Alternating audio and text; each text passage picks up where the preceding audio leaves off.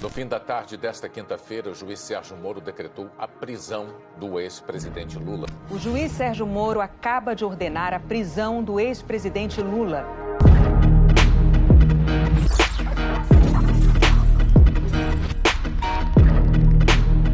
Lula responde a 3 processos em Curitiba e já foi condenado em 2 deles, apenas que somam 29 anos de prisão.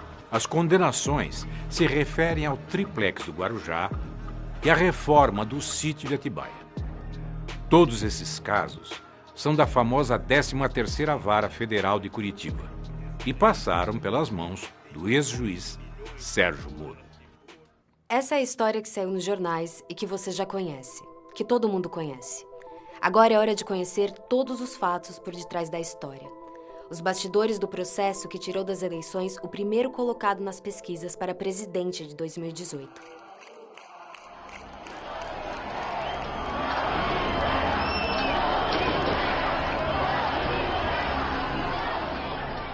Os processos contra Lula em Curitiba são um dos maiores casos de lawfare já vistos no mundo. Nesse tipo de guerra, o ataque aos inimigos políticos é feito por meio da justiça, com múltiplas acusações, bloqueios de bens e divulgações seletivas na imprensa. O objetivo é inviabilizar a defesa e criar na sociedade um clima de culpa. E o julgamento passa a ser mera formalidade. As condenações já estão prontas. Um manifesto assinado em outubro de 2019 reuniu juristas de 8 países.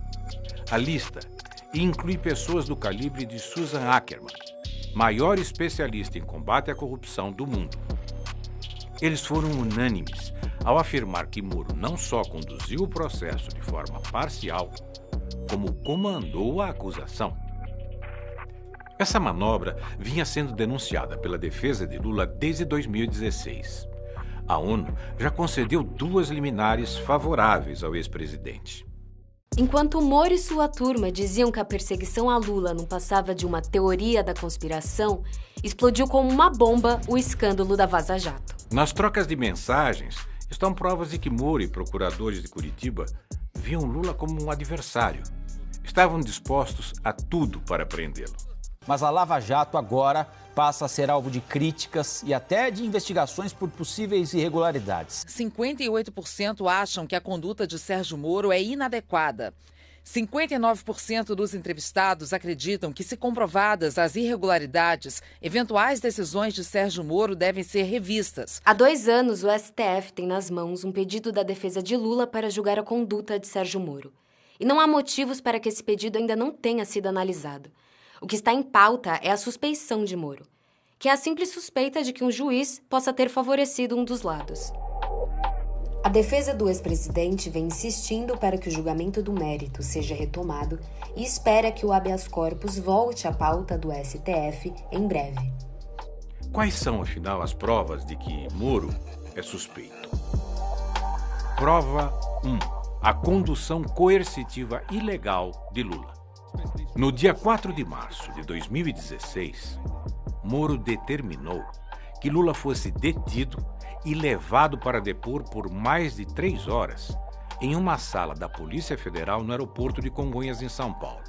O cerco à casa de Lula aconteceu antes das 6 horas da manhã, já com ampla cobertura da imprensa.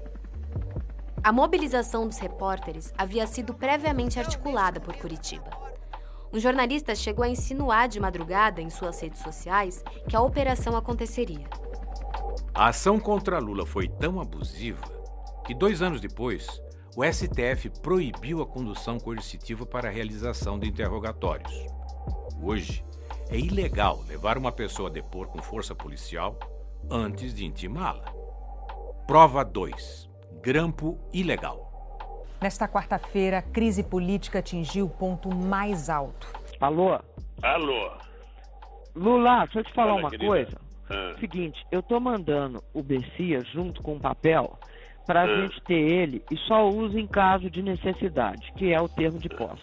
O ex-juiz fez um vazamento seletivo. Essa revelação só foi feita mais de 3 anos depois pela Folha de São Paulo. Segundo a reportagem, Moro não quis tornar público que Lula disse a diferentes interlocutores que relutou em aceitar o convite de Dilma para ser ministro e que estava empenhado em buscar uma reaproximação com Temer e o MDB.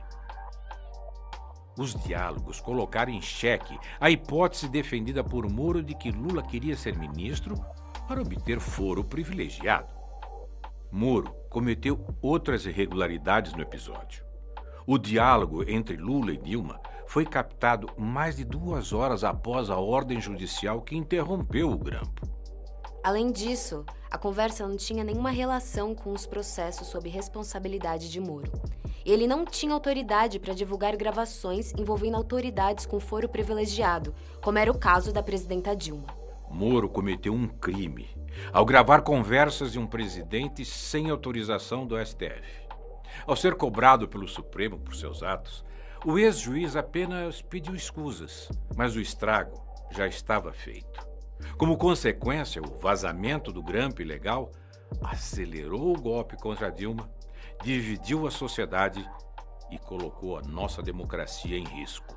Moro também grampeou o telefone do escritório dos advogados de Lula. Com isso, acompanhou mais de 400 conversas e teve acesso em tempo real à estratégia da defesa. Prova 3. A condenação de Lula.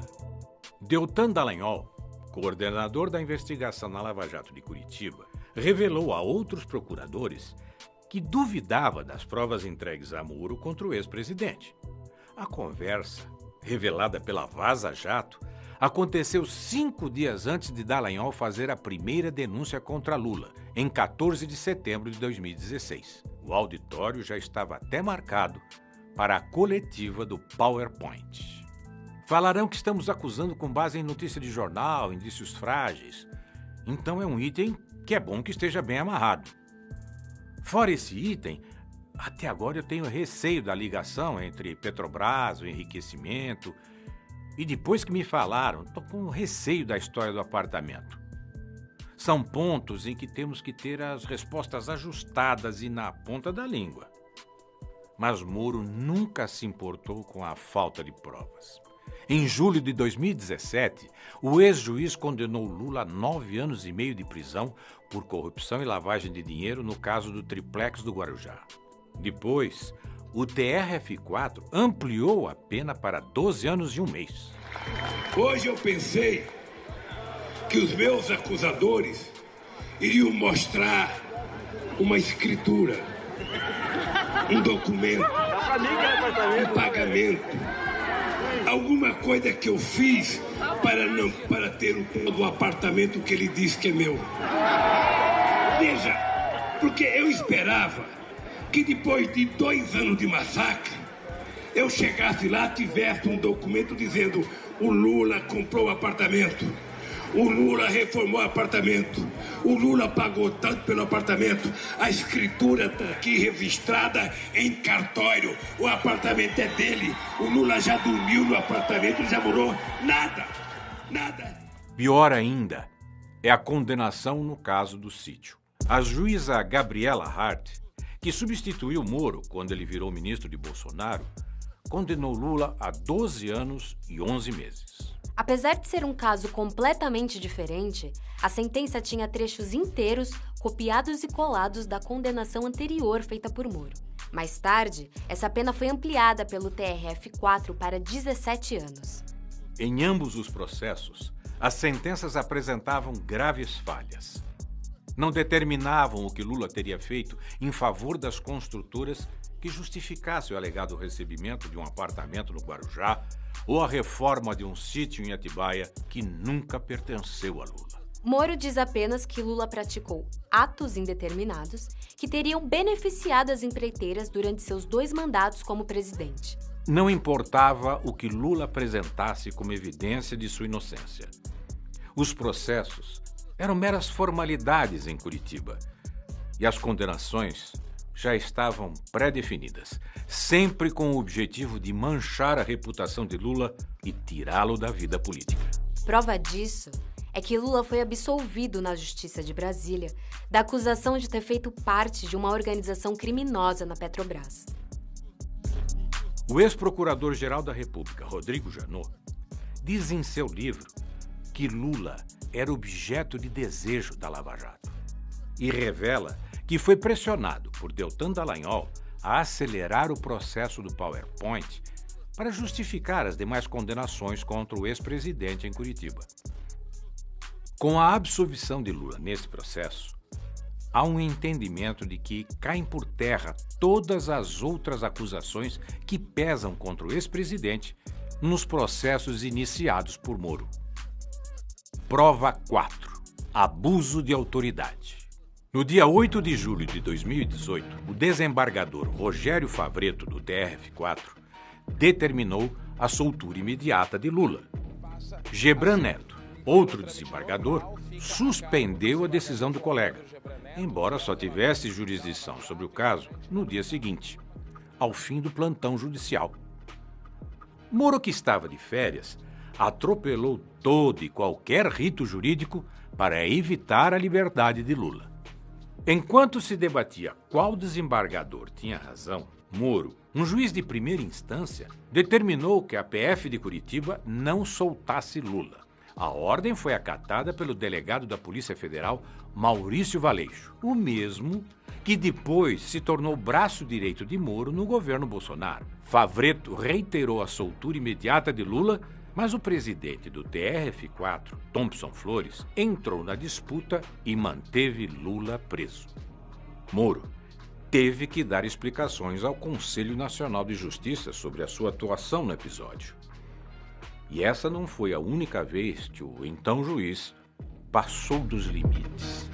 Diversas vezes, durante as audiências em Curitiba, ele tentou intimidar os advogados de defesa de Lula. Como a gente fez lá brincando lá no ringue com o Lula, né? Na audiência, na oralidade, tem toda mais uma dinâmica, como a gente fazia no âmbito da Lava Jato. Tem perguntas novas para testemunha ou nós estamos aqui só perdendo tempo novamente? Vossa Excelência, acho que sempre que a defesa fala é a perda de tempo, esse é o problema. Perguntas novas, doutor? Os juízes não tem tempo para ficar perdendo aqui. Fica o protesto aqui de novo, Excelência. Doutor, está sendo inconveniente. A opinião da testemunha. A defesa não é inconveniente na medida que nós estamos no exercício da ampla defesa. Já foi indeferida a sua questão. Mas eu sei, mas você não já pode... Já foi indeferida a sua questão, doutor. Você não pode caçar a palavra da defesa. Posso, doutor? Não pode, porque nós estamos colocando uma questão muito importante, relevante. O ilustre procurador da República está pedindo a opinião da testemunha. E ele doutor, não pode pedir a opinião da testemunha. Já foi indeferida a sua questão. Já está registrada e o senhor respeite o juízo. Prova 5.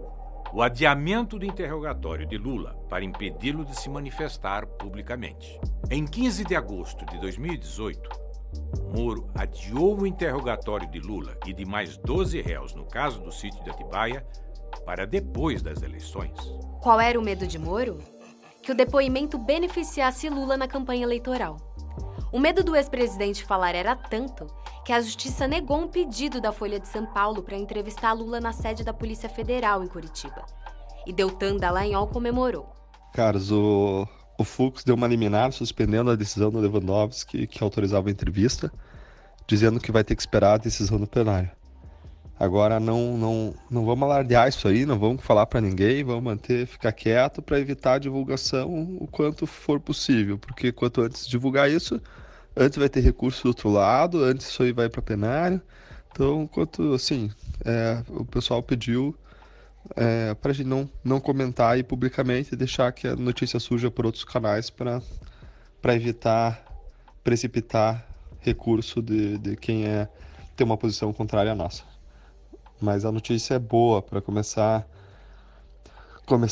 terminar bem a semana, depois de tantas coisas ruins, e começar bem o final de semana. Abraços, falou. A Vaza Jato mostrou que Lula e o PT eram vistos como inimigos pela força-tarefa em Curitiba.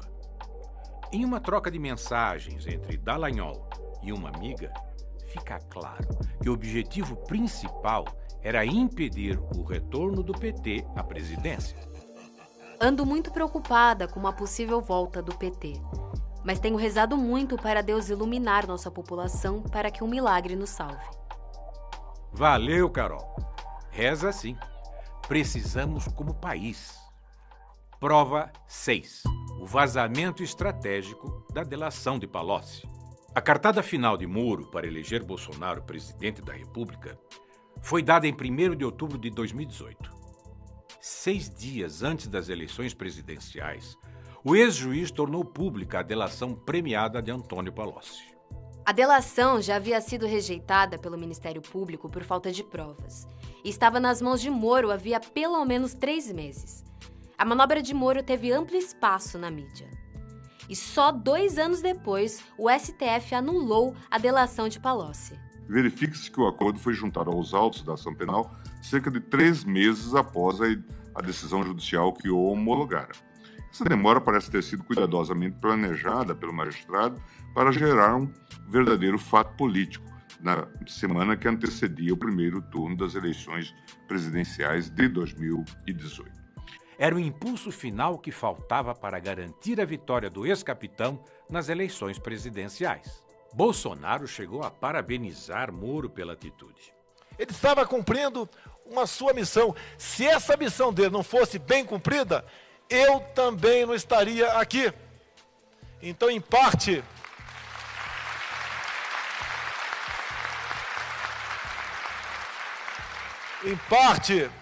do que acontece na política do Brasil, devemos a Sérgio Moro. Prova 7.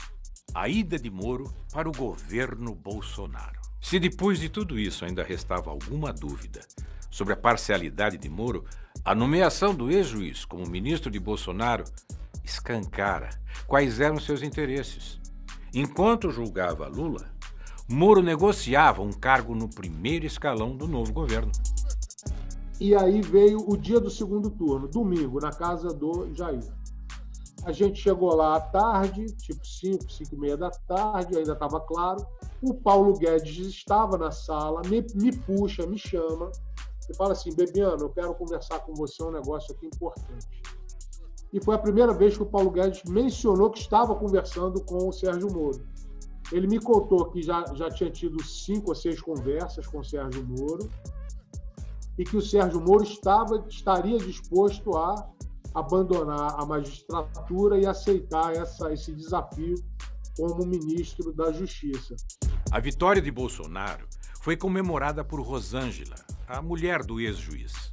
Ela postou um vídeo em sua conta no Facebook com uma montagem do Cristo Redentor ao lado do número 17 do ex-capitão e a frase: "Estamos juntos, Brasil". Sérgio Moro saiu do governo em abril de 2020. Em novembro, tornou-se sócio-diretor da Álvares & Marshall. A empresa tem entre seus funcionários ex-agentes de departamentos de inteligência dos Estados Unidos, como o FBI e a NSA.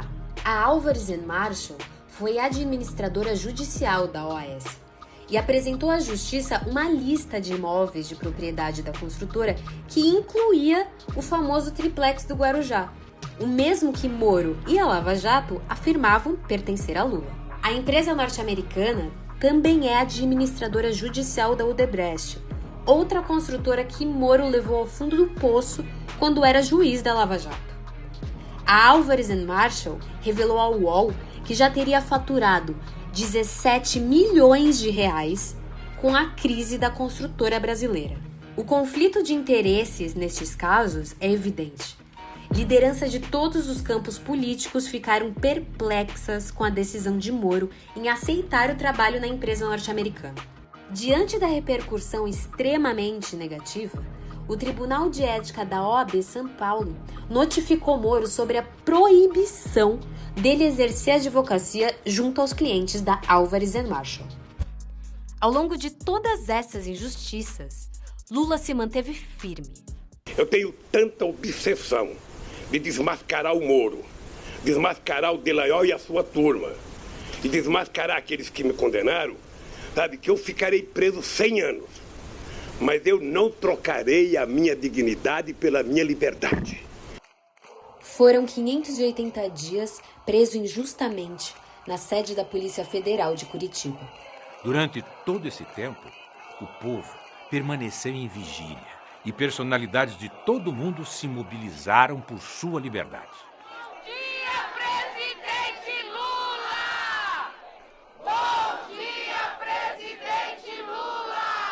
Essa situação não é apenas uma injustiça contra Lula. Ela é um atentado contra o Estado democrático de direito. É por isso que a anulação dos processos contra Lula significa a liberdade plena do ex-presidente, a recuperação dos seus direitos políticos e a libertação do Brasil, dos brasileiros e brasileiras. Lula livre é o povo livre. Anula STF. Anula STF. Anula STF. Anula STF.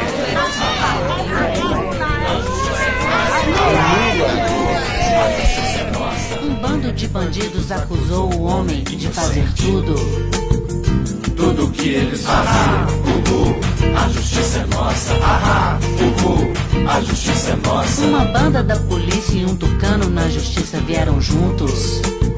Estavam na mídia todo dia. O promotor, pastor, aprovou.